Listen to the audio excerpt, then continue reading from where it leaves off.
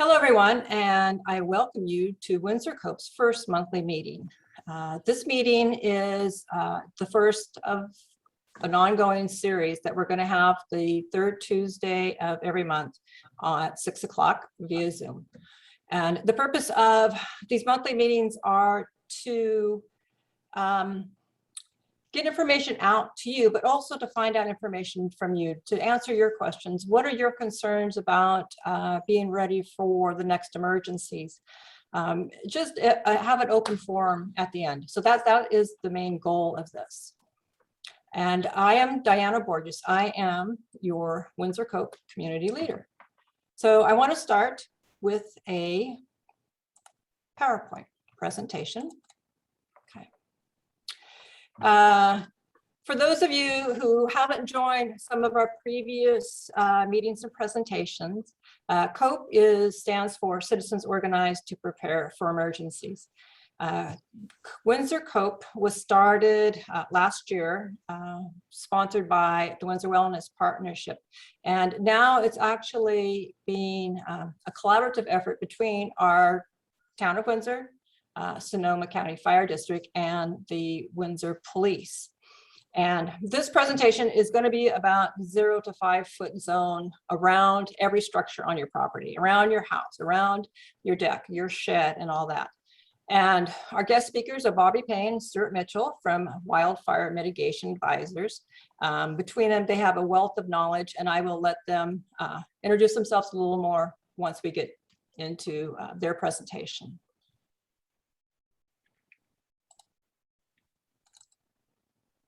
So COPE is throughout Sonoma County now. It started several years ago in Oakmont by some residents with the assistance of Santa Rosa Police Fire Department and the American Red Cross. Groups have since then scattered throughout Sonoma County. It's based on Neighbors Helping Neighbors, a grassroots program. Windsor COPE is part Sonoma County, which in itself has over 45 groups within just it. And the COPE program really is about being ready together with your neighbors. The concept is there are neighborhood teams, which are led by a neighborhood leader. So each neighborhood leader oversees like 10 to 20 residences.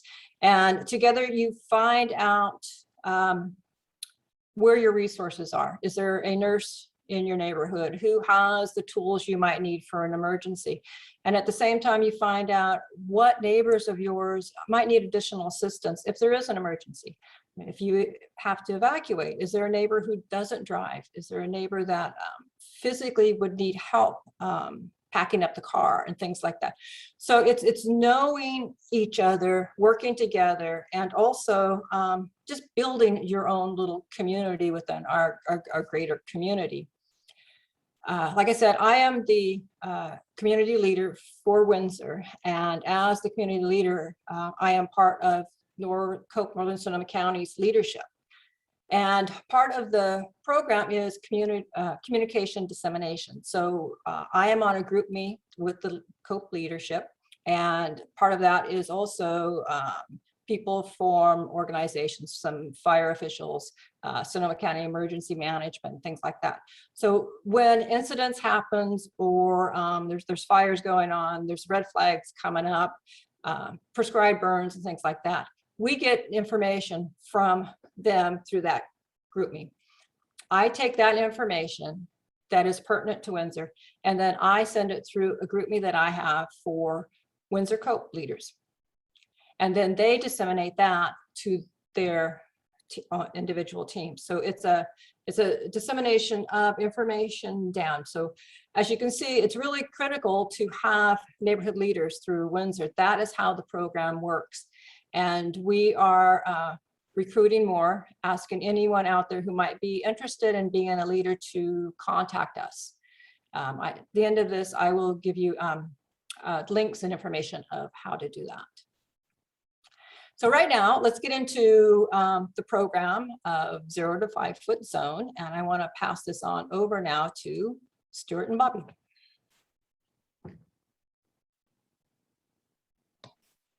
Good evening, everyone. First, let me say thank you for taking time out of your, valuable evening away from your family and stuff like that.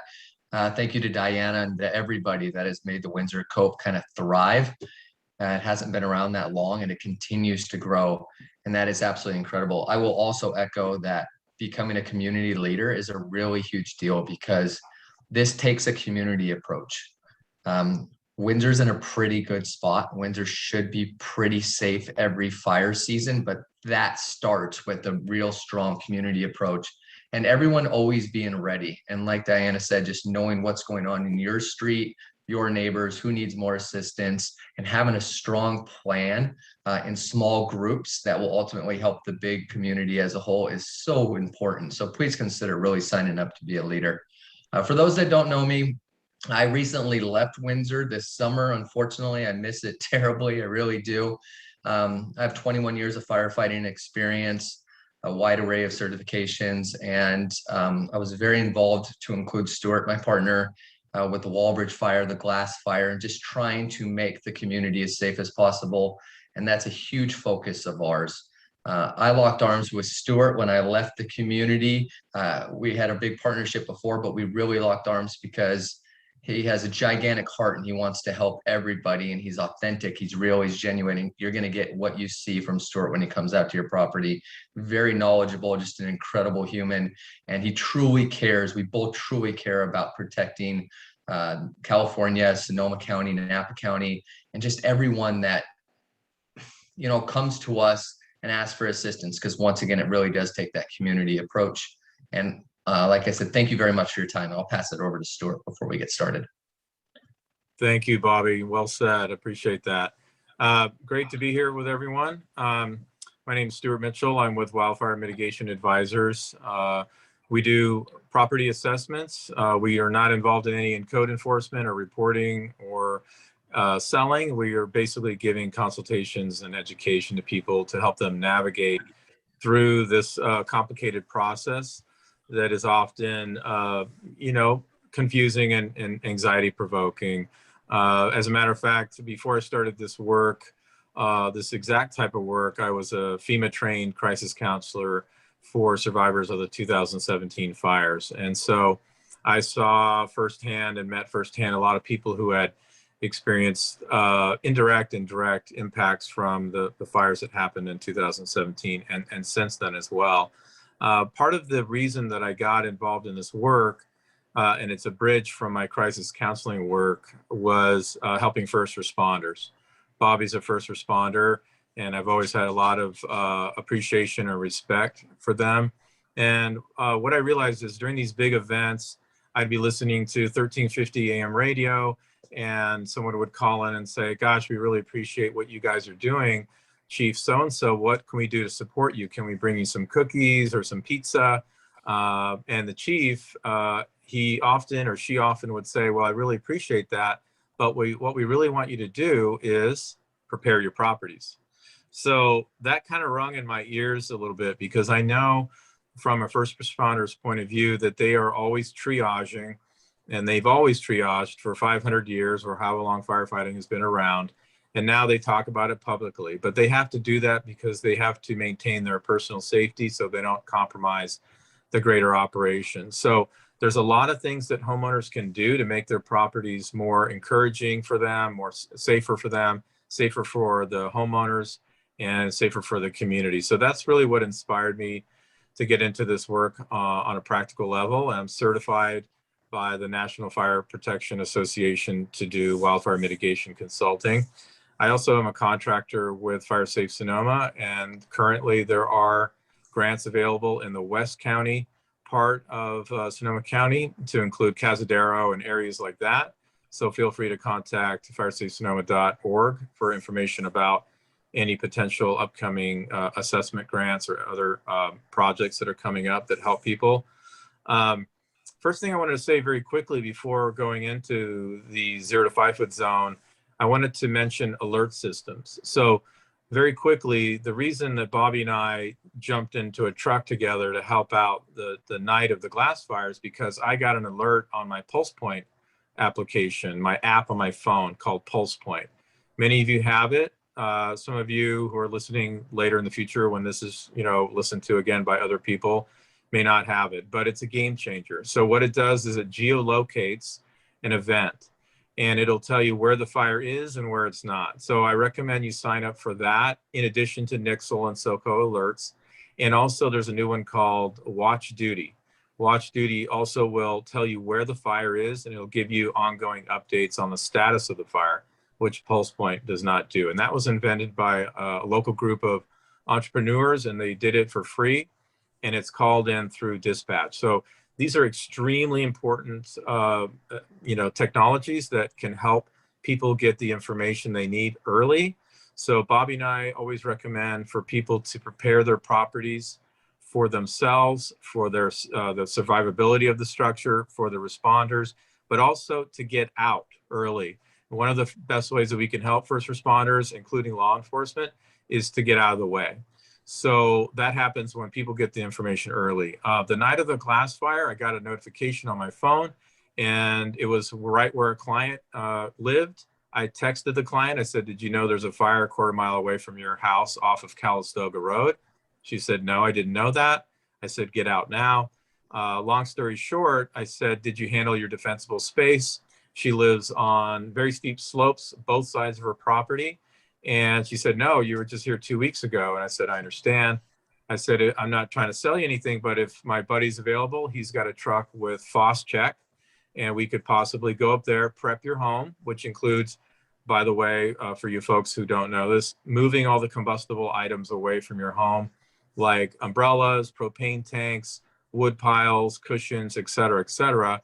And then we sprayed the vegetation around the property in this remote, steep location with one thin little driveway going up where a fire engine would actually never go up on a good day.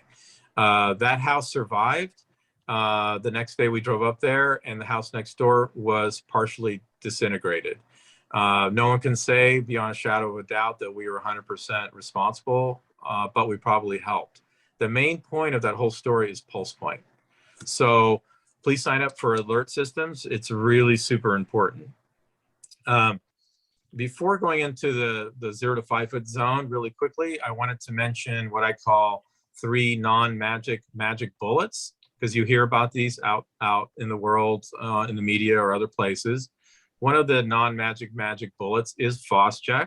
FosCheck is an awesome asset to have in your toolkit, but it's not a replacement for doing the right thing. The right thing is handling the 2 pillars of wildfire mitigation. Those are the 2 most important things.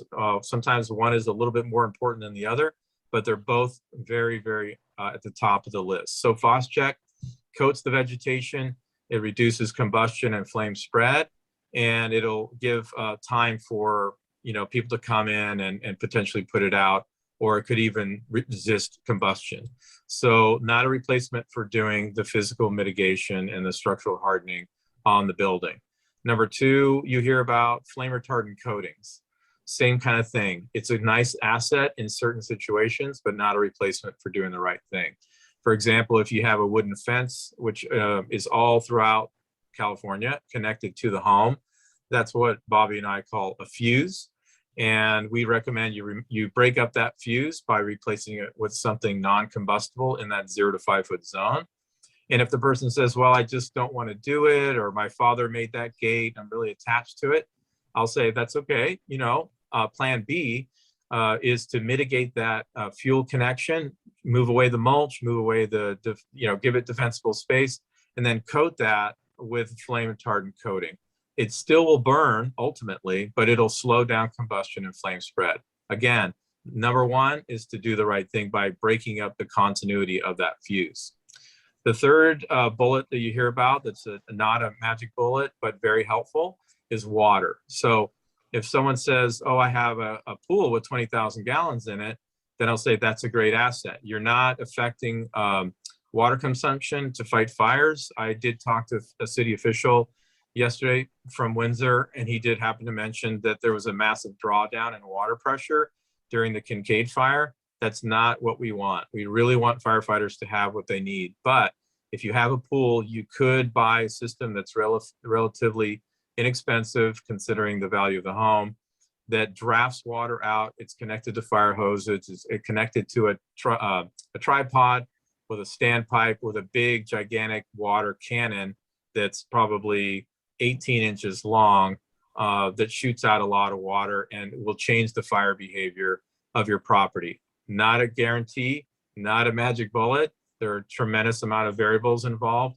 We never want anybody to stay behind and fight.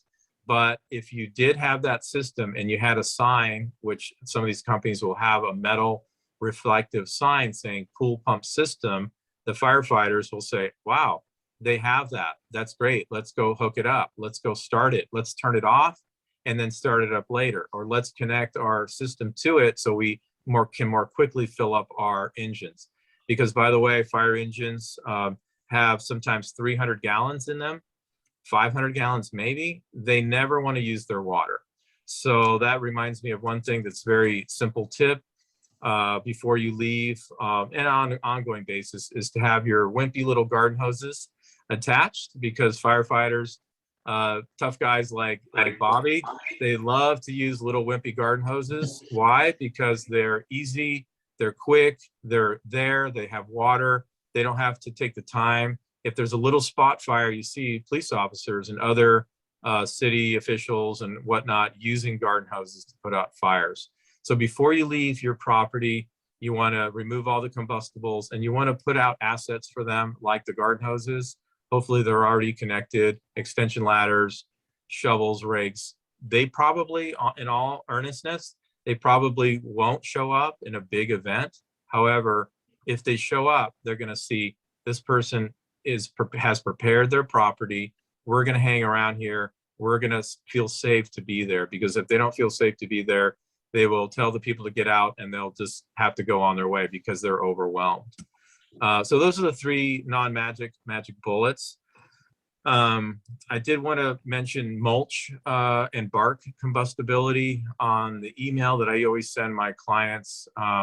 There's a study on the combustibility of mulch, and it's really important to not have that in that 0 to 5 foot zone. That study will talk about how gorilla hair on one side of the spectrum is the worst in terms of combustibility, and then to the better side of the combustibility scale is something that's predominantly soil. So I find it's very common for people to be putting this all around their property. When it's further out from the property, 30, 40 feet, it's not a big priority, but it's very important to keep in mind. And I'll add one more thing before I ask Bobby to chime in. I just went to an HOA last week in Napa. There was about 58 condominiums, very nice upper middle class condominium HOA. And they asked me to come and look at their creek. And I said, sure, I'd be happy to look at your creek, but I should also look at everything else because that's really important. They said, sure. So when I got there, as I assumed I would find, because 99% of the properties that I look at are actually not ready, and they have unfortunately prioritized the wrong things in the wrong direction and the wrong costs. They said, well, we're really worried about the creek. And I said, okay. Well, when I got there, I pulled up, and what do I see? Up against their structure was an Italian cypress that's about 3 feet wide and 15 feet tall, up against the structure, underneath the eave, next to a window, next to an attached fence with ladder fuels below that. So this is what we have to push against, is this misconception that we have to manage the forest and we'll be okay. And you'll hear about fire breaks and managing the forest. That the relevance of that is very minimal until you start getting towards communities, if you're interested in community safety. So what people need to do is work on their structure top down, roof down, structure out, not forest in. So when I got to the HOA, I provided some education for them. We started walking around, and it was example after example of the wrong thing and the wrong priorities, and they were worried about the creek. So tremendous amount of vegetation and other vulnerabilities up against every single building. We finally got to the big eucalyptus trees that they were worried about. I said, yeah, we'll look at the eucalyptus trees. The type and placement and maintenance is what defensible space is about. So the eucalyptus on its own, it's not a great type, but where is it located and how is it maintained? When we got to the eucalyptus trees, I looked around and I determined that they were not a priority. They're not irrelevant, but they had 0 ladder fuels. They had been maintained nicely, and they were about 90 feet away from the structure. So that's not a priority. And I said, I just saved you, $10,000. Let's go look at the creek. Same thing with the creek. The creek was not connected to the property, but it was needing some mitigation, and it would help for them to eliminate the ladder fuels, cut out the dead and dying. And there were a couple of oak trees that were connecting from the creek to the property, and they're almost connecting. Only 2 little trees, two trees that were way up high. And I said, if you disconnect that connectivity, that's really all you need to do. Work on your 0 to 5 foot first. It's extremely important. And then later down the list, you can look at the priorities of the creek, because it's not a threat in that situation. So with that said, Bobby, I don't know if you have anything to add to that. Well, let's jump into the next slide really quick. Yeah, and for the sake of this meeting, we're really focusing on that 0 to 5. And to caveat off what Stuart said, we see properties all the time where they've spent a ton of time, money, and resources on the perimeter of their property, and that's fantastic. But embers and wind laugh at defensible space. I'm not saying that's unimportant, but you also have to focus primarily on that 5 feet right up against your house. It's unbelievable when you say, yeah, you've maintained your land really well, but they're right around your property. Those embers are going to blow in. They're going to hit your vertical walls. They're going to fall straight down to the ground. And you have all this fuel, and it's going to turn a small festering fire into a big fire. Everyone's evacuated. Nobody's here to put eyes on it. Firefighters are stretched so thin. We're not here to put out little fires. And that's going to be a huge deal. So we really want to focus on that 0 to 5, especially in a community like Windsor. There's some structures, there's people that live out east and out west and certain areas where, yeah, you might have fire that really comes up on the ground and things like that. But the majority of Windsor is going to experience a major wind event with a lot of hot ember casts that can fly from up to 4 miles away. And they're going to start going into communities and neighborhoods. People are going to be gone. They're going to hit walls. They're going to get on your roof. And then before you know it, one structure goes, and a lot of the communities in Windsor, those structures are super close to each other, like in Ventana and things like that. And if one house goes and you have your exposures to the left and the right go, it's game over, because the firefighters aren't going to be there to do what they need to do. So let's really discuss that 0 to 5 in this. Next slide, please. Okay, so know your distance. 5 feet. Obviously, that's playing it safe, but flower beds, all that type of stuff. You should be able to walk around your property, and your gut instinct's going to tell you, like, oh, I should probably remove that. I have this old juniper bush, or I have this Italian cypress. It's right up against the house. You look up, oh, it's growing under my eaves. Or, if my fence catches and it catches this bush, it's going to catch under my eave. That's probably not good. You know what you need to do. Stuart really talked about mulch. If you're going to have mulch, keep it far away from the structure. Up against the property, we really want to see rock or bare ground earth, just dirt, and keep things as low as possible, especially when you do have vegetation that's up against vents, because vents will suck embers in and then your house will burn from the inside out. So you want to make sure that vegetation in particular is really taken care of, and vegetation that's directly under or up against windows. You could button your house up, everything could be nice and tight, and then before you know it, you evacuate, you have some embers come in, they hit the walls, they fall down into the wrong, very aromatic plants. That starts a big enough heat source that pops your windows, and now your house is completely exposed for the other ember casts that are coming through, and there's nothing you could do once they get into your home. So it's very important that you walk your property, and if you're uncertain, call us, and Stuart will meet you out there, and he'll walk you and say, yeah, let's remove that, let's replant that.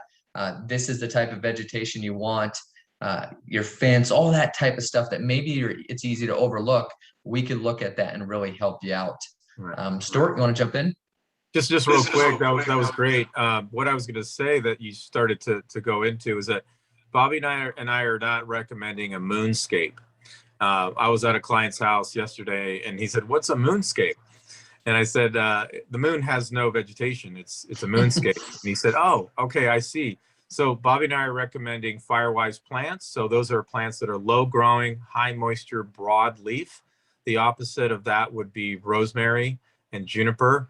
And that would be akin, something that's high moisture and broadleaf would be something like, a succulent, aloe vera, obviously, that kind of thing. So there are many options out there. We're not recommending everything to be barren and sort of antiseptic, not at all.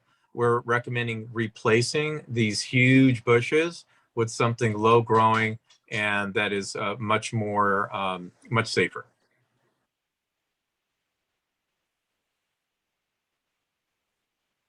There are webinars on that, by the way, the Fire Safe Sonoma has and Fire Safe Marin that goes into great detail about Firewise landscaping.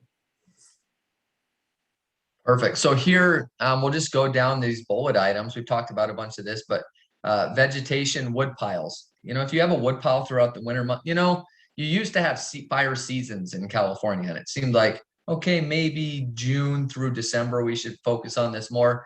But the last couple of years have really shown you that this is kind of a year-round thing. So you have to really be prepared. And I don't see it get any better just with kind of the way the climate's going and the drought and everything like that. So you always have to be cognizant of, do I need a wood pile up against my house? Embers love wood piles. And if your wood pile catches, you're in big, big trouble. Wood furniture, patio cushions, your dog bed. A lot of people don't think about your giant foam dog bed, extremely flammable. So once again, when you're walking your property, like I should probably move that. Where am I going to put that if I do have to evacuate?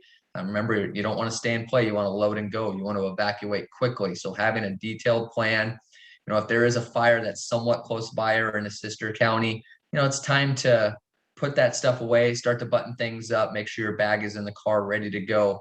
But everything from, it's not just vegetation. You could do all the vegetation properly, but if you have a bunch of debris up against the house that you could easily remove, you want to remove that as well. It's so crazy when you go to a property and you're like, why do you have 4 propane tanks on your front porch right now? Like, well, I don't understand what the thought process there is. So make sure you remove that stuff. Real quick, Bobby, I went to a house day before yesterday up in Cazadero, and very, very dangerous situation where this house was. And the guy had unfortunately mitigated, way far away from his home, but not at all the 0 to 5 foot zone, which is often what we run into. And he had a stack of terracotta pots.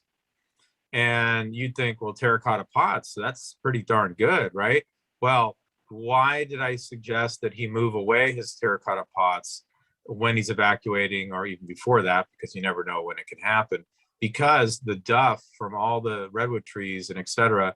were gathering inside and around and underneath those terracotta pots. So it can be pretty sneaky. So basically what Bobby's saying is anything that's man-made can gather embers and can gather debris. So we really want to get all the stuff away from the perimeter of the house. Well said. Why don't you just continue to keep going down these line items, Stuart? Well, actually, I'm having trouble seeing them because I'm on my phone. So if you wouldn't mind. Yeah. Okay. So wood chips, gorilla hair is awful. It's the cheapest mulch, so people like to use it because it's cost effective for them. But if you see that really stringy mulch, it's really awful. And yes, we say 0 to 5, and people will focus on that 0 to 5, but you probably, in a lot of cases, will have your fence bordered with that mulch as well. And once again, if the embers hit your fence, they're not going to ignite your fence by just hitting it directly. They're going to fall to the ground. It's going to turn into kindling. A big fire is going to start. That will catch your fence. And like Stuart said, then you have a fuse that runs nice and slow to your home. If you have gates on both sides of your fence, please open those up before you evacuate and have some kind of latch lock or put a cinder block or a rock in front of them so the wind that will come with a wildfire event doesn't close that gate. But you'll have a good 3-foot gap if you open up your gate before you evacuate, which is a good fire break. Vertical and horizontal separation of vegetation. It's okay to have you know, even if you have a juniper somewhere on your property or a rosemary, or maybe you have something that means a lot to you, you and your late husband planted it and you just don't want to remove it. Like Stuart said, we're never going to come out and say, hey, turn this into a basketball court. We understand you put a lot of love and a lot of money into your yard. So sometimes we might say, let's trim this up. Let's clean it up. These 8 bushes, yes, this is supposed to be 8 individual bushes. It's all together in one giant 20-foot bush now, and that could be very problematic. So let's trim these. Let's maintain them and make sure they're proper ground. Understory is in between them, so we don't have, if one little bush catches and it poofs up, that's okay. It doesn't catch everything because it's all connected. Plants and shrubs near windows, self-explanatory. If you get heat, your windows will pop. It will open up your entire house. So very important, and especially if you have the flower boxes underneath your windows, keep those nice and cleaned out. Leaves, needles, and other vegetation off roofs, gutters, decks, stairs, etc., especially your roofs.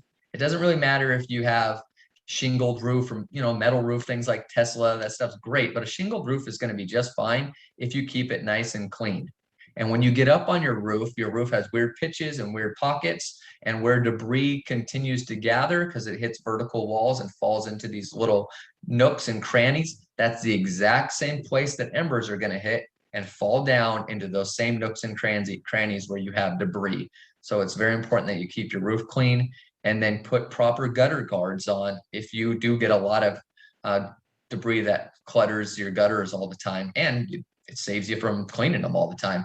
Do not put those foam inserts in your gutters. I don't care what the sign says at Lowe's or at Home Depot. Those are very flammable. They get tons of debris built up around them and underneath them, and those will not make a difference. So get rid of those and put some proper gutter guards on if you want to really clean your gutters out. Vines and trellises, a lot of beautiful trellises in people's yards in California.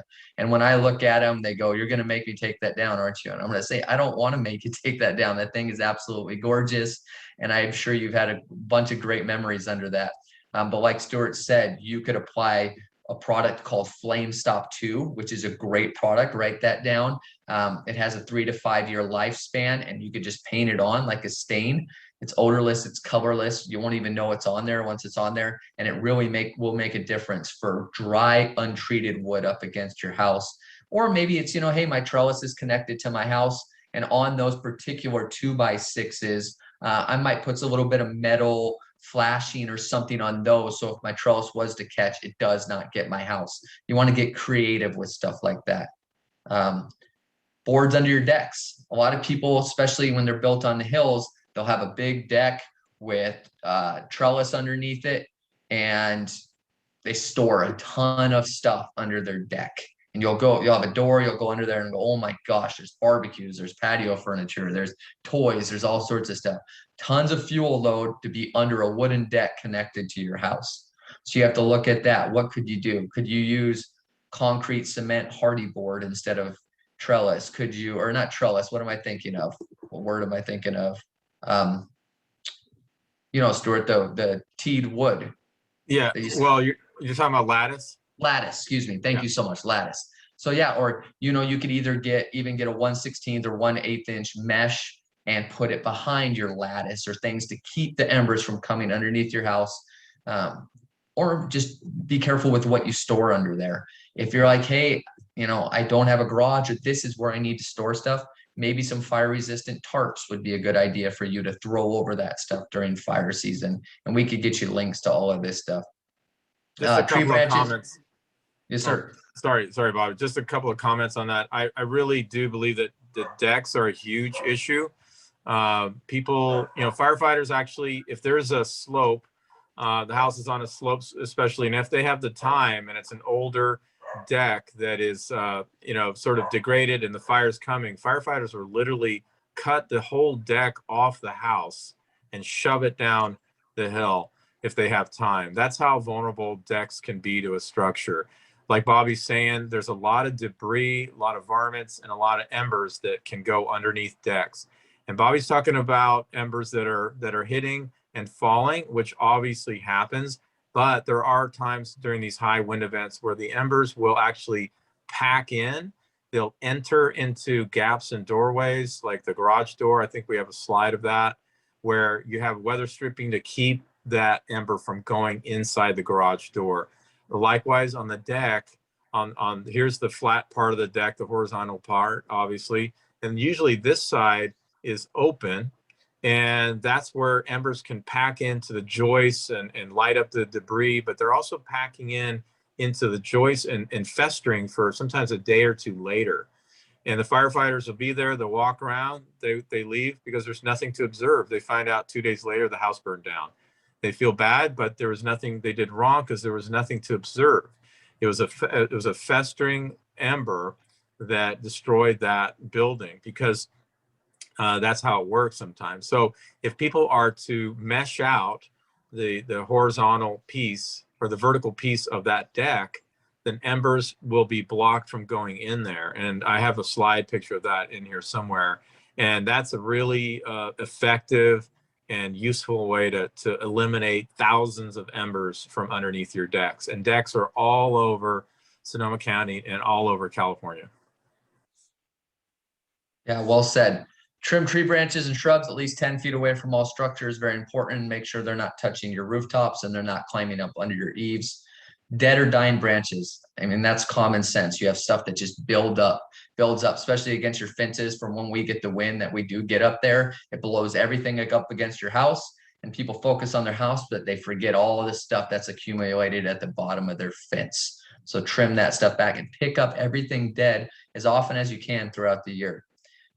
Jute or natural fiber doormats with heavy rubber or metal grates, or if you're in love with your doormat, make sure you remove it, put it in the garage or whatnot before you evacuate, or in the shed. And combustible fencing gates and arbors attached to the home. We've talked about that. Sometimes there's an HOA that says, no, we will not allow a metal gate, or you don't want to put a metal gate on. At a minimum, open up your gates, and then also look at different, flame stop too. There's different things you can do for your fence. But I think at a bare minimum, if you have a gate, open it, but please don't forget, latch it so it stays open, or put something heavy in front, because the wind will just blow it right closed again. Next slide, please. Okay, there's some good pictures there. And you look at the Italian cypress climbing up the house on the left there. When you're walking your property, you want to make sure things are at least waist down. You don't want anything above about 3 feet. And like Stuart said, you still have to watch what type of vegetation do you have against your house. But things like that, those Italian cypresses, they'll catch. Those things burn fast and hot, and they will produce enough heat, to climb right up underneath your eaves. You probably got those 2-inch plug hole vents under your eaves there. And then before you know it, you got flame inside the house. On the right side here, you see this gable vent right up against this bush. Behind that vent is old 1/8 inch mesh. And that, the embers that'll catch from that bush and the heat will go straight from that vent into your house. One thing that is super important, and it's a major line item for insurance companies now, if you sit in the WUI, in the Wildland Urban Interface, is putting ember and flame resistant vents on your home. I think if you're going to break down like what's important, that should be towards the top of your list. It's a lifetime investment. And even if it comes at a little bit of cost, it's going to really make a difference, especially if the insurance company says, hey, we want you to do X, Y, and Z, or we're going to drop you, which we've seen so much, and we've tried to bridge that gap. If you say, hey, I've had these guys out, they've already done my vents, look at my 0 to 5, here's the report they wrote, that's going to be a huge deal for you keeping your insurance. Anything on this, Stuart?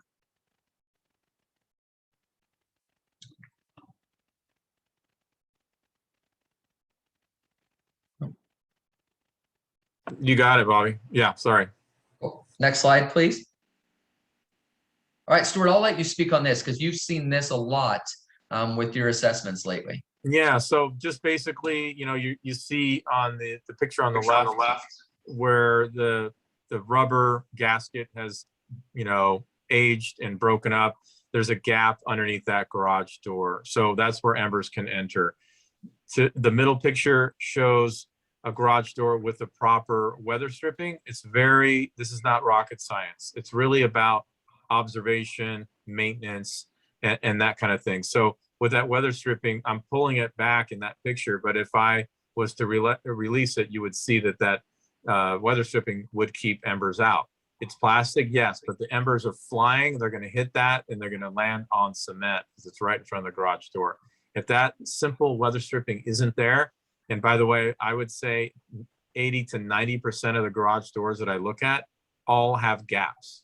And we're talking gaps the size of a grain of rice. And I know that sounds crazy, but that's the size of an ember that can actually build up and land on the wrong thing and ignite a building. So we're looking to close off those gaps. The picture on the right is just an example of something that someone didn't think of. You know, it's a fireplace, you know, pipe coming through the roof. It was built probably in the 40s, no problem, right? Well, there's a huge gap where embers will fly vertically up and vertically down in every possible direction during these wind events, and embers will go in there easily because it's quite large gap around that pipe, that stovepipe, and ignite the structure potentially. So there you go on that. On the left, it's a picture I took of the 1/16 inch metal mesh. It's hard to even see in this picture because it's not that visible. It's black, it's metal, and it's screening off lattice. Lattice is all over California and probably, you know, the Western United States, and it's very flimsy, combustible. It gets aged quickly. And so lining that with metal mesh will prevent debris, varmints, and embers from going in there. And you're still going to have ventilation, which you typically don't need that much ventilation under a deck.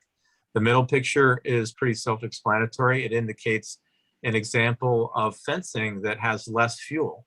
So there is a barrier there to keep your animals in and demarcation for your property line, but you have a lot less fuel because it's hog wire in between. It looks very nice. The upper right picture is an example of pavers at a house I went to, and that's a beautiful way of creating very good defensible space. And down below on the lower right is just an example of vegetation that's low growing. It's lush, it's pretty, and it's broadleaf, and it's ground cover, and it looks great, and it's very low combustibility.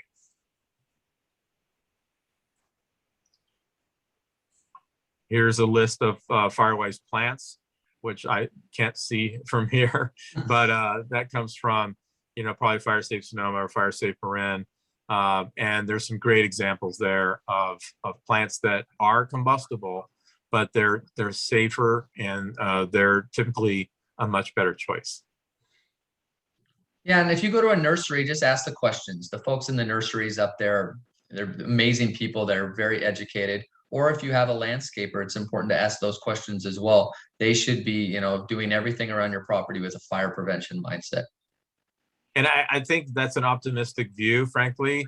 I would slightly push back on that. I think that there is a lot of learning going on with that, Bobby, but I think we have a long way to go on that front. I do think a lot of landscapers are learning. A lot of people are learning, but the truth is it's pretty bad out there. So I would really advocate for people to go on to Fire Safe Marin and Fire Safe Sonoma, for example, and do some of those Firewise landscape webinars. Perfect. Yes, sir. All right, next, please.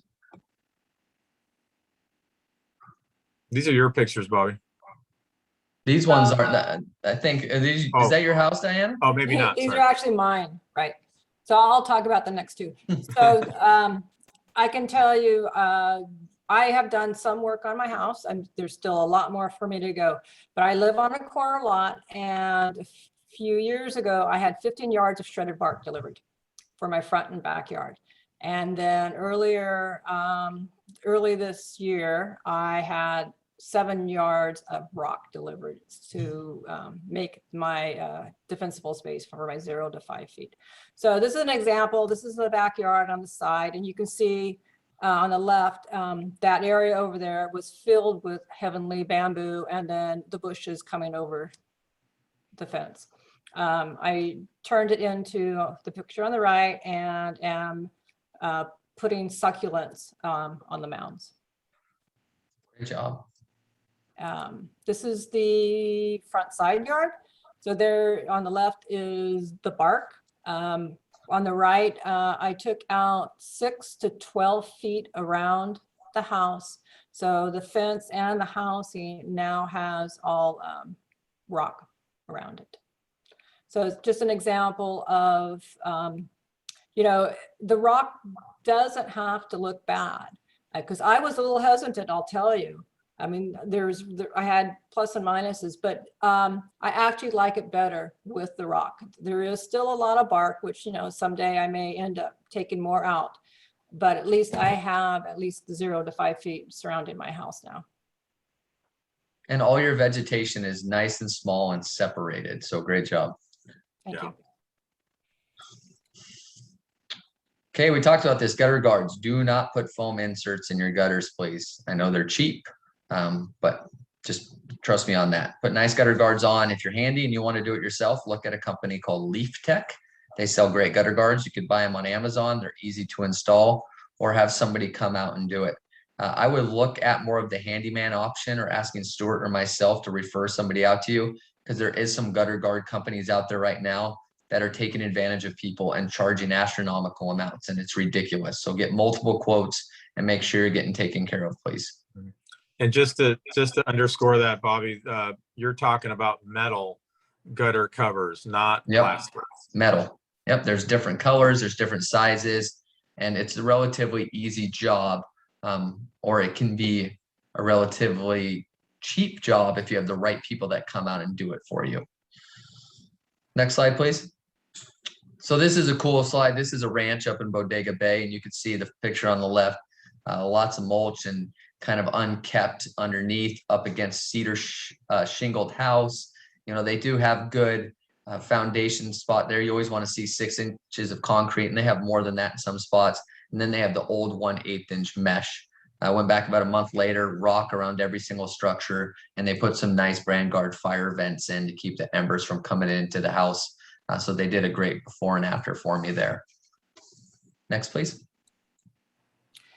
So Okay. that is the end of the PowerPoint, and I wanted to end it with giving you some information, more information about COPE, but also what can you do as an individual, as a resident. So the first thing is be ready. And to help you get ready, we have the Windsor COPE Emergency Preparedness Guidebook that goes over emergencies for every major emergency we might encounter in Windsor. So there's earthquakes, fires, landslides, flooding, and all that. The link is down at the bottom to download the guidebook. It's an 85-page document that is specific to Windsor. So it has Windsor maps and Windsor phone numbers information in there. And once we go into the open forum, I'll put these links into the chat, so it's a little easier for you to get to also. The other thing you can do is sign up to be a neighborhood leader. Like I said at the beginning, we really need neighborhood leaders to help this program spread out into the town and get prepared, you know, as a community. Attend monthly meetings. This is our first, and we plan on having them every month, third Tuesday. Once you sign up, you don't need to sign up for the other ones. It's the same contact information. So all of you already signed up for all the future ones. So if you have any questions, you can contact me at copetownofwindsor.com, or you can call the phone number there. That actually just is a automatic transfer over to the email though. Our web page is part of Sonoma County Fire District's website, and it's right down there. I do recommend everyone sign up to get on our email list. So if you've registered here, you will automatically get on their email list. Town Fire and Police, we've given 2 presentations in the past, and those, in addition to the neighborhood training that we done, the videos are on our YouTube channel. So the Town Fire, Police, and I are meeting again. We're probably going to be doing another presentation. So if you get on the email list, you'll be notified when the monthly meetings are coming, and when the agencies are going to be doing any more presentations. So right now I want to stop. Diana, can I underscore something there? Sure. So I don't think I mentioned, but I am a CERT trained person as well. So CERT is very similar to COPE. It's a community emergency response team. So I did that about 15 years ago or so, and it gave a very comprehensive 2 hours for 6 or 8 weeks at the fire station. And it's really around the same kinds of concepts. What are your strengths and weaknesses for each household? And during the 2017 Tubbs fire, the local, I live in Sebastopol, the local fire chief emailed me, said, hey, Stuart, are you doing anything? Because we could use you to scout the area because we're not here. So essentially, they sent mutual aid to Santa Rosa and beyond all over the local area. And they had very few, if any, personnel here. So because I was in their system, I had some skills, I had some availability. It sounds silly, but that's what happens during these big events, is that a guy like me, who's not a firefighter, can do something. And so he asked me to do a patrol around a certain part of the city, with taking turns with different people. And basically we were looking for any potential spot fires that might be happening. And so I got my flashlight and a shovel and a fire extinguisher and all this, basic stuff. And he was calling on me. And that was before I was even doing this work directly so intensively. And it speaks to the need for community members to really be of use to the greater community or other neighborhood communities. And it's just an amazing program. The COPE programs are fantastic. I know a lot of CAL FIRE, chiefs and all kinds of people that are just thrilled with what COPE is doing and what CERT has been doing and what Map Your Neighborhood has been doing. So I'm obviously a big proponent of it. Thank you, Stuart. Well, just to piggyback on that, the Fitch Mountain COPE actually has patrolling procedures that they drafted up because of the last incidents that were going on with Healdsburg, Geyserville area. They were taking turns patrolling also. So I want to stop sharing with this, and I want to now go into the right here. So this is a video from Fire Safe Marin, specifically about the 0 to 5 foot zone. It's an excellent video that is going to kind of summarize the things that we've talked about.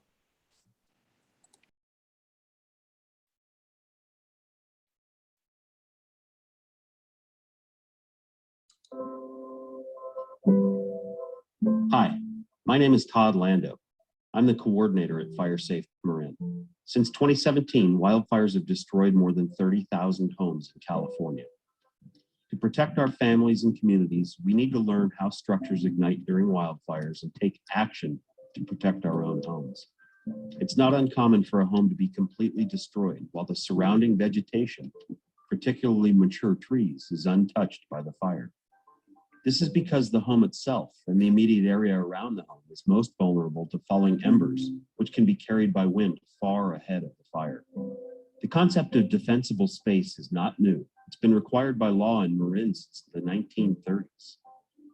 You may have received a notice in the past from your local fire department asking you to cut the grass or trim the trees around your home. Even if you didn't receive a notice, you're still required to do this routine maintenance. This is defensible space. When we think of defensible space, it's helpful to imagine different zones, depending on the distance from the building we want to protect. More intensive maintenance and greater attention to detail is required the closer you are to the home. Today, we're only going to talk about the most important of the defensible space zones. This is the area closest to your house, within 5 feet of any part of a building, including the decks or anything attached to the home. This is the area that is most vulnerable to igniting from embers during a wildfire and should be more aggressively maintained for fire resistance. We call this Zone 0. 0 means zero combustibles. Nothing that can ignite from embers should be placed, planted, or allowed to accumulate here. This is ground zero for igniting homes during a wildfire. To create an effective Zone 0, you need to understand how homes actually ignite during wildfires. Studies have shown that 60 to 90% of homes destroyed in wildfires are ignited by tiny embers, not the flames of the fire itself. These embers can be carried by wind for miles in front of the fire, and they'll ignite any combustible surface or material they land on. Laboratory research has helped us engineer better materials and building features to protect homes from wildfires and embers. Many of these features have been incorporated into California's building codes, especially Chapter 7A, the Wildland Urban Interface Code. The same research has helped identify specific measures a homeowner can take in Zone 0. Building codes only help when a new home is built or an existing home is remodeled. But the work you do in Zone 0 can be undertaken at any time. Fortunately, many of the things you can do to protect your home and property against embers are simple and inexpensive, or even free. Some are more complex and might require upgrades or changes to your home. We know that during wildfires, embers tend to collect near the base of a home's exterior walls and will ignite anything there that burns. This is the first place you should look to determine how vulnerable your home is. Do you have wood siding that extends within 6 inches of the ground? Do you have bark mulch, plants, or a buildup of leaves in this area? Even some homes that look fire hardened might be vulnerable here. Is the wood sheeting beneath your home's stucco walls exposed, leaving an opening where flames and embers can ignite the home from inside the walls? To protect this vulnerable area near the base of your exterior walls, we recommend removing anything that can catch fire or burn, especially wood chips, bark mulch, fallen leaves and needles, and even most plants. If you're a gardener, you know that mulch plays an important role in your landscape. Mulches hold moisture in the ground and when used correctly can provide nutrients and keep your plants healthier, a good thing from a fire perspective. Unfortunately, wood or bark mulch in Zone 0 can be one of your home's biggest vulnerabilities. Despite the positive attributes, many common mulches are combustible, a major drawback when your home is located in a wildfire-prone area. Within 5 feet of any part of your home, you should choose inorganic mulches like gravel or stone instead of wood or bark. Hardscape pathways of decomposed granite, cobblestone pavers, or concrete are great choices too. These materials offer superior ember resistance and can stop a creeping fire from reaching your home. Even if you've chosen rock or gravel, you still need to clean this area regularly. Any windblown leaf litter or debris that collects in Zone 0 is vulnerable to igniting from embers. Protecting Zone 0 also means moving any common items you might have stored there, like wood piles, firewood, lumber, or even patio furniture and garbage and recycling cans. Never store anything combustible under decks or porches or overhangs. We know it's a convenient place to store or hide materials, but this is a recipe for disaster. Keep these areas spotlessly clean year-round. Consider screening or enclosing the underside of decks to protect from embers and help you resist the temptation to store things there. When outdoor furniture and decorations are placed near a structure or on a deck, porch, or patio, there's a risk that they'll act as kindling and ignite your home during a wildfire. Wood or plastic patio furniture, natural fiber doormats, shades, screens, umbrellas, and curtains can all ignite easily from embers. Evidence exists that many otherwise ignition-resistant homes have burned because of the homeowner's choice of accessories. Choose outdoor accessories made from non-combustible or ignition-resistant material. A heavy rubber doormat or a decorative metal grate is a better choice than a natural fiber doormat. Cast aluminum furniture is better than wicker or hardwood. Take advantage of time at home and nice weather to get out in the yard today and focus on removing dead plant material, starting in Zone 0 closest to the home. Remove dead shrubs and trees, fallen leaves and needles, dry grass and weeds, fallen twigs and branches. Pay closest attention to Zone 0, but remember that winds can quickly blow debris back towards your house if you don't keep your entire yard clean. When creating your home's defensible space, Zone 0 is ground zero, the most important place and the place you should start. But don't ignore the other zones. Your next steps will focus on Zone 1 from 5 to 30 feet and Zone 2 up to 100 feet from your home. Check out our other videos or visit www.firesafemarin.org to learn more.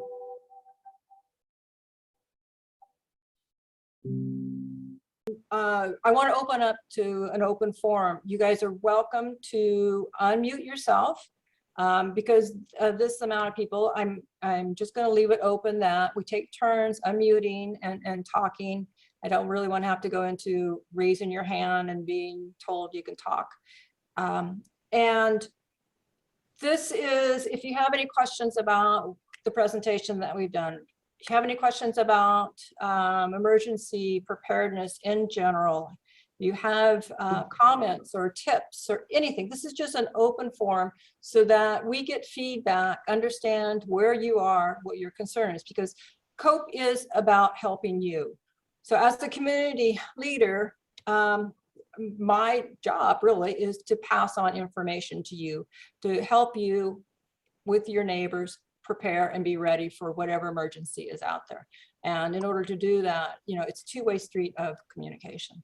So if you don't want to actually speak, like I said, you can just put your comment or question in the chat. So anyone want to start? Well, there's a few Diana, in here already. If we, oh, I'm sorry, go ahead. It's Bill. I have 2 questions for Stuart and Bobby. Sure. The first question is, do you have a brand name or a style name or something for the vents that you recommend that we replace in our homes? I did an interview with the public information person from Sonoma County Fire about 2 weeks ago, and I just published that on our local Lakewood Hills forum. And in that interview, he recommended 1/8" screen, but it sounds like you're recommending the fire resistant vents. And if there's a big difference between those and you don't recommend the 1/8" screen, could you give me a name for those? And also, could you give me a name for the water system that you would recommend for, you know, putting in the face of an oncoming fire? So I'll start with the vents. There's 3 vents that meet code within the state of California. The companies are Brand Guard Fire Vents, Embers Out, and no, excuse me, Brand Guard, Vulcan, and Embers Out are your 3 types of vents. Do not play around with Embers Out. They don't do the trick. They're absolutely, they're not good to look at. It's this weird kind of steel mold type mesh. When you try to screw them into your house, it breaks the mesh apart. Vulcan vents are a decent option, but the one thing I'll say about Vulcan is if you've ever seen a vent at someone's house that looks like a honeycomb, they have to get to 400 degrees Fahrenheit for those honeycombs to pop and activate and essentially keep all the air out of your house. So what does that mean? Are they going to get to 400 degrees from embers hitting the side of your house, or do they need direct flame impingement? You probably need direct flame impingement. And then once they pop, they're done. So yes, they might save your house, but you're going to have to replace all of them when you come back home. The one I strongly recommend, and I installed them on hundreds and hundreds of houses, are the ones with Brand Guard fire vents. And you could just look up Brand Guard. They have a very beautiful baffle system. The way they're built, the embers go in and fall in traps. They don't activate. They'll last the life of your home. They might come in at a little bit of a higher cost, but it's that one-time cost. So I definitely would recommend Brand Guard. Yeah. Stuart, you want to speak on the sprinkler systems? And and one really quick, I'm sorry. The mesh, the smaller the mesh, the better. You have to look at airflow concerns with your home. A Brand Guard fire vent is going to reduce the airflow 30% in your house. So do you have enough ventilation? A lot of homes in California are over ventilated. So you need to do some math calculations. There's some factors, but the team at Brand Guard are remarkable. They'll walk you through all of that. But if you're like, that's a little expensive, replacing your mesh, doing a little bit of a DIY job can make a big difference and be very cost effective if you're unable to do the big vents. Right. Stuart? Yeah. I was just going to say that the guideline, the standard is 1/8" for ventilation. Typically what we see are 1/4 inch, and it sounds like a small difference, but you're still getting ventilation, but you're reducing the amount of embers that are going to come in with 1/8" versus 1/4 inch. And then the other thing is there are DIY ways of doing it, and you're really trying to, reduce the amount of embers coming in. So I wouldn't not do them. If you can't afford the really nice ones, I would still improve your scenario by getting the 1/8" mesh installed. And those are very commonly, available in hardware stores. They're metal. They're going to last, 15, 20 years. They're going to do a very good job. Maybe not as good, but they'll do a very good job. So The company that I was referring to, it's called Brush Fire Battle Systems, and it was created by a gentleman who I've become friends with. He's a high school STEM teacher, and he was just moved by the fact that there's all these homes being destroyed with full pools of water next to the home. And he thought, well, this has been invented before, but I'm going to put together the best system, the most reliable system, and keep it affordable. So they're called Brush Fire Battle Systems. He's got a pump system, hoses, big cannons, and the idea is to, have it set up, before the fire's coming. Before you leave, you start up the motor, it's pressurized, it's going to be shooting a tremendous amount of water around for several hours until, the gas runs out or the pool runs out of water. Again, not a miracle, not a magic bullet, but it can be a really nice asset if you've got 20, 30,000 gallons of water sitting around. Also, very importantly, if you have that indicator at the front of the property and firefighters come, they're going to say, wow, I can more easily connect to it. I can access the system. I can turn it off now, come back later, turn it on again. And insurance companies that have private firefighting teams, they love that as well because that's another asset for them. So it is a great asset, but not a replacement for doing your structural hardening and your defensible space. Thank you.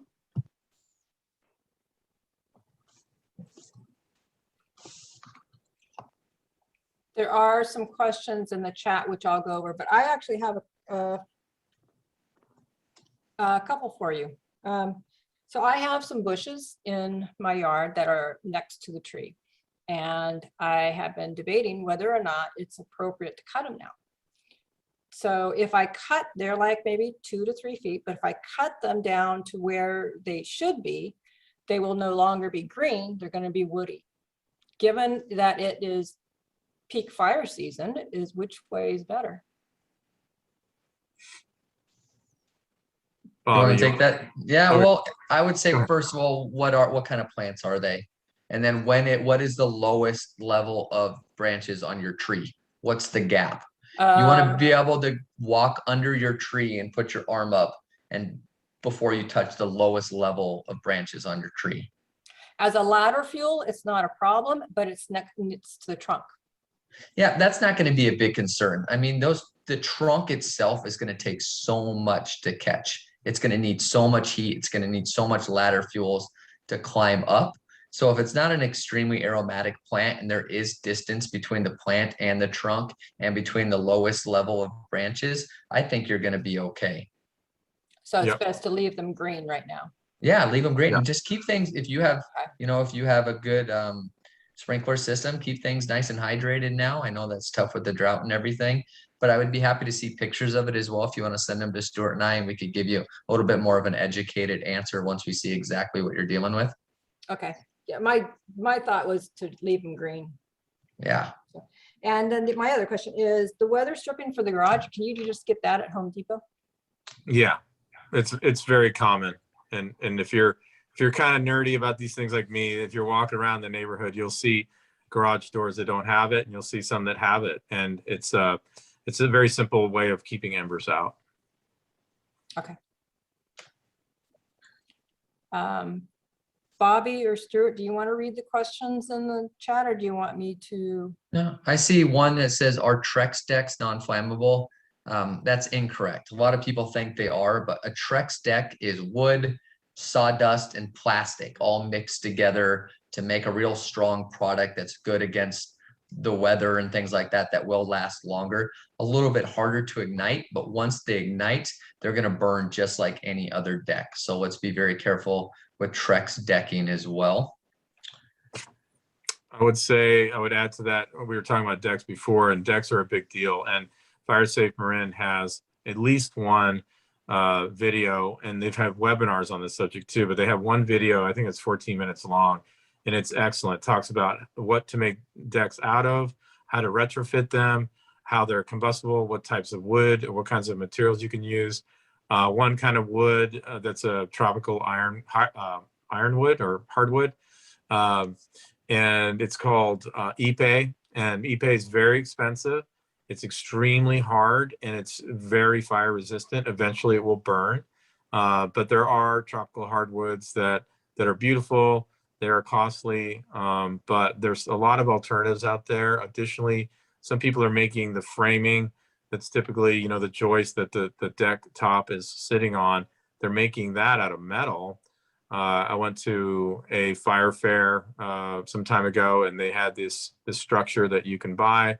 It's made out of metal, and then on top of that, people are putting tile. They're putting all kinds of interesting non-combustible materials, especially in that 0 to 1 foot range. So, you know, instead of having the wood right against the house, they might create a little zone of separation between the fuel and the house of even a foot will create an improvement. Also, nowadays, they're not making the deck come up against the house. They'll separate them slightly. So what does that do? It separates the continuity, and it'll allow embers to drop down in, hopefully on something that's non-combustible. And then other things that they talk about is putting metal flashing between the deck and the house. So there's a lot that goes into it. It's pretty interesting, and it's a very important factor.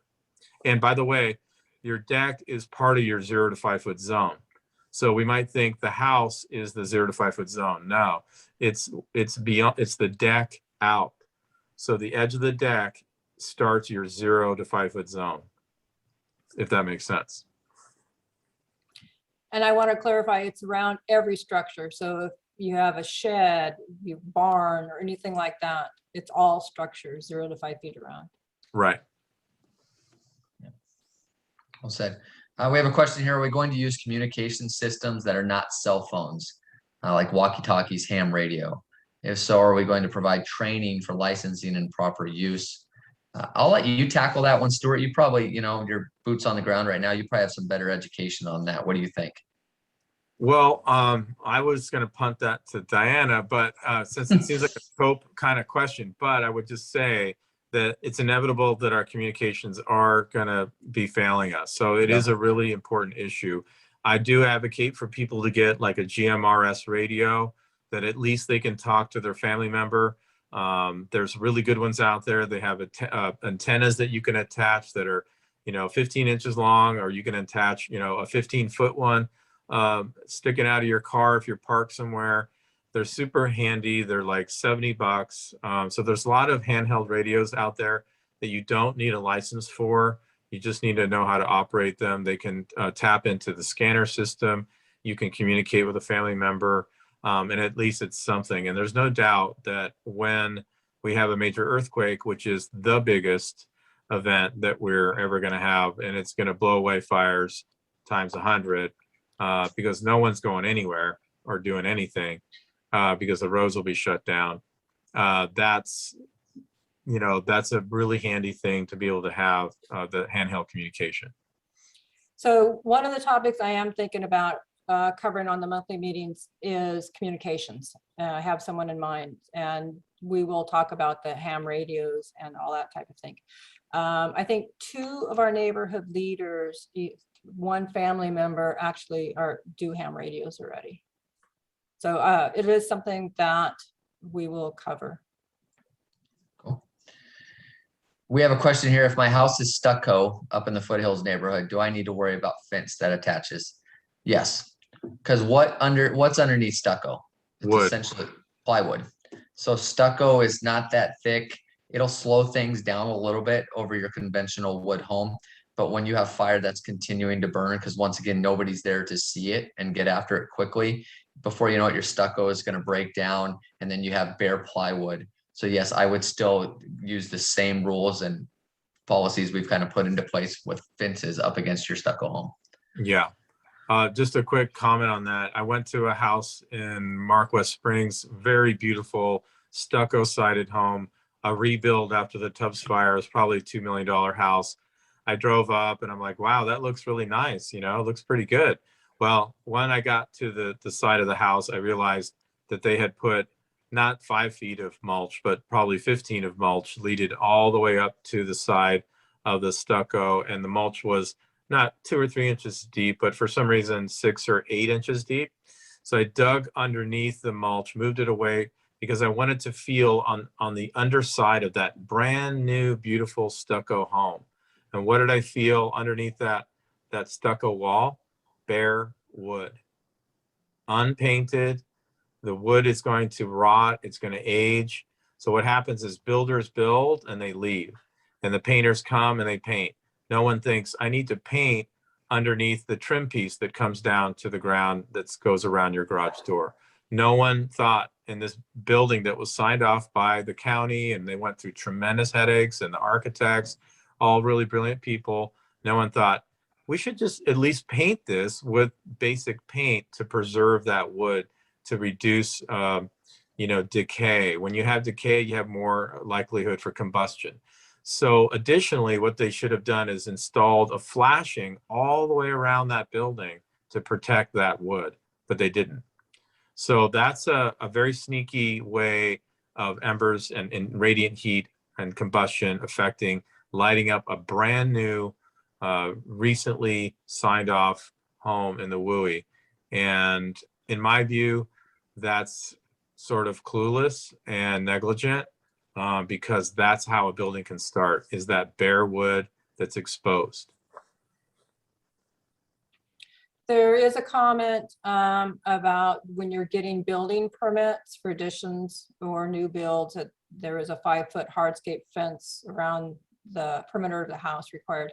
So there is new regulations for new builds, but it doesn't apply to existing.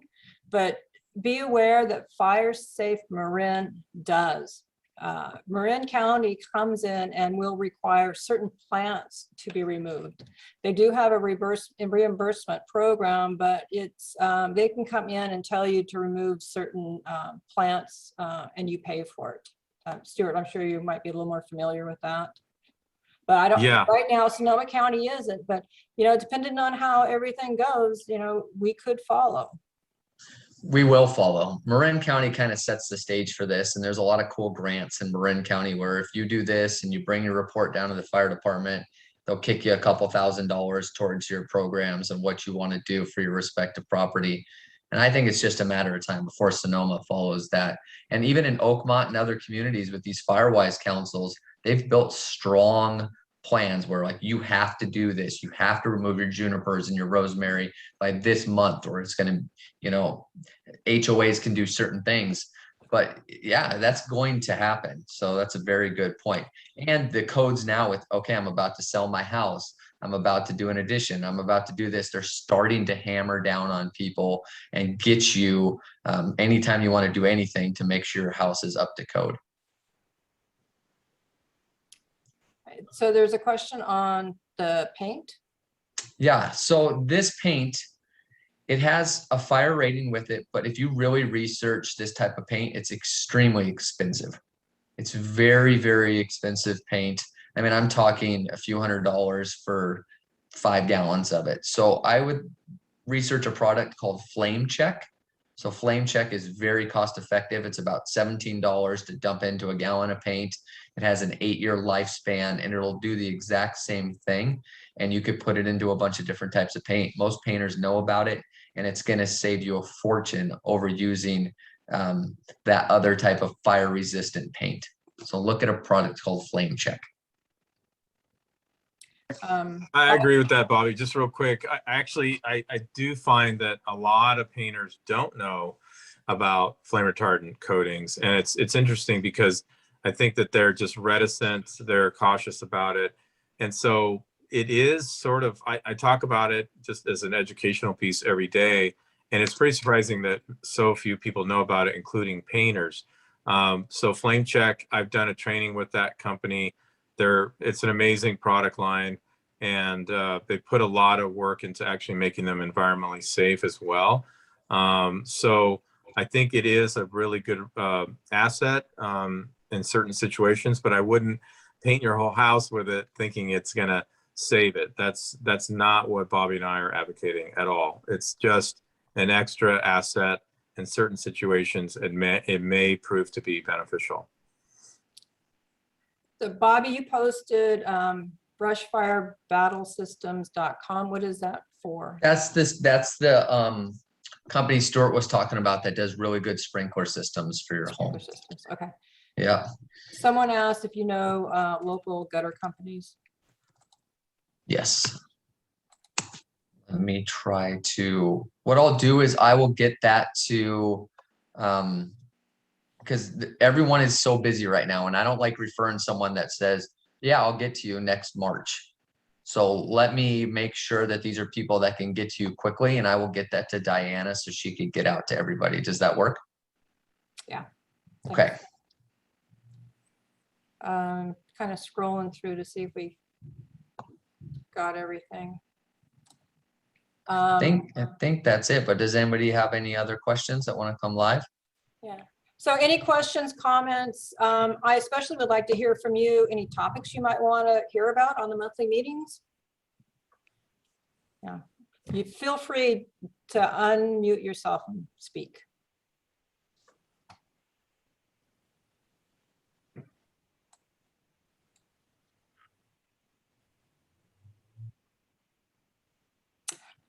Then I guess we're done.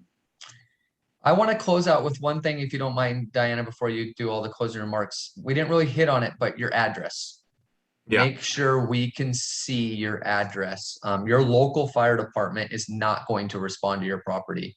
More than likely, you know, it's going to be a crew from out of state or from San Diego or who knows where they're going to be. They don't know your neighborhood like your local guys do. They probably don't have the proper maps. They're going to rely 100% on getting there through whatever method they go. And then if they can't see your address and it's not well lit, and it's not easy to identify, that could be a game changer. Or maybe it was on your gate and you opened up your gate for emergency crews and now nobody can see it. So please go out to your house during the day. Be like, oh goodness, there's ivy growing over my address. The pizza guy can, or the guy at Grubhub can never even find my house. So I need to trim that stuff back.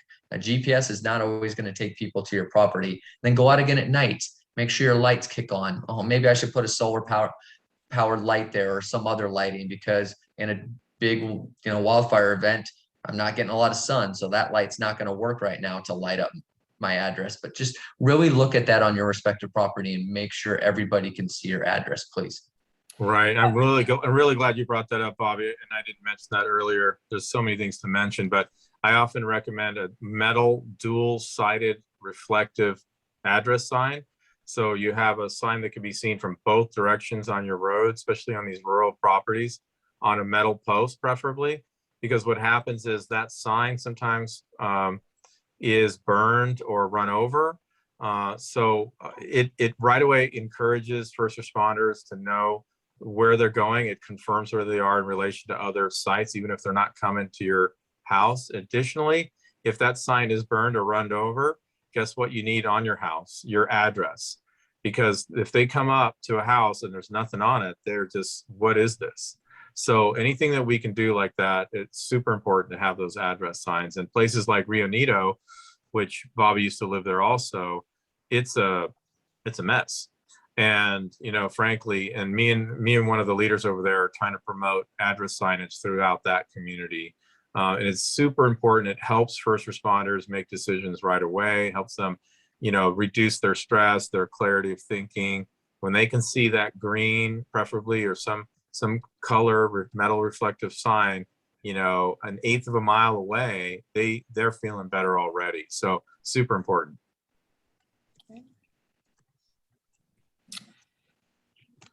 Well, I'm putting our numbers in the chat, so call us if you guys need anything at all. We're here for you. So Bobby and Stuart, thank you very much. This was very informative with a lot of practical information for us to take away. And I want to thank everyone who joined us and those who are going to be listening for the recording. So I feel free to contact me also with any comments or questions at cope@townofwindsor.com. Like I said, you know, my job is to assist you in assisting your neighbors. So it's a joint effort here. So thank you, and I hope you enjoyed it. Thank you, everybody. Thanks, Diana. Great job.